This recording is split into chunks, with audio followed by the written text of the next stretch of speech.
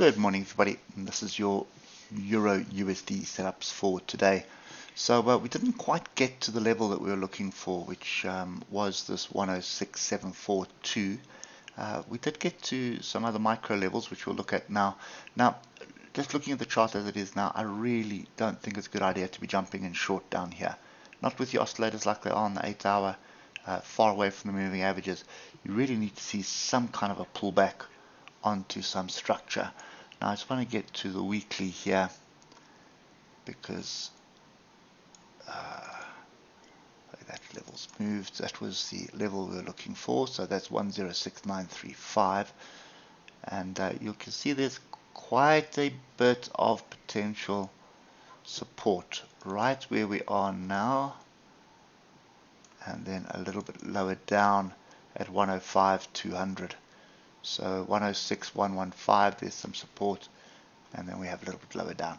So if we get down to the levels we're looking to trade, you can see no real movement. We formed a bit of a flag, then we broke down, and we did hit the target of 106.115, but still no real opportunity to trade. You can see the trend was down, we were looking to short, but there was no real indication of what's going on. So nothing really triggered for me here. I would have preferred a bounce higher up, rejection higher up, but what it has brought into play is you've got,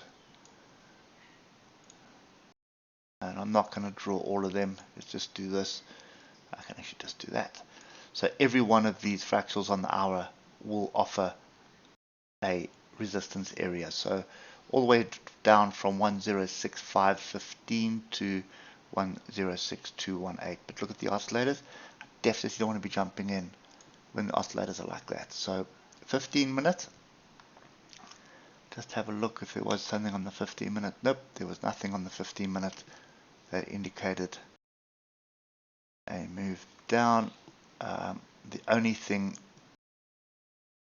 where you would have got it was this move down, this pullback, and then you've got this rejection bar with an engulfing bar here. So there would have been an opportunity there, but a massive 200 points, only 200 point gain. So not anything worth taking.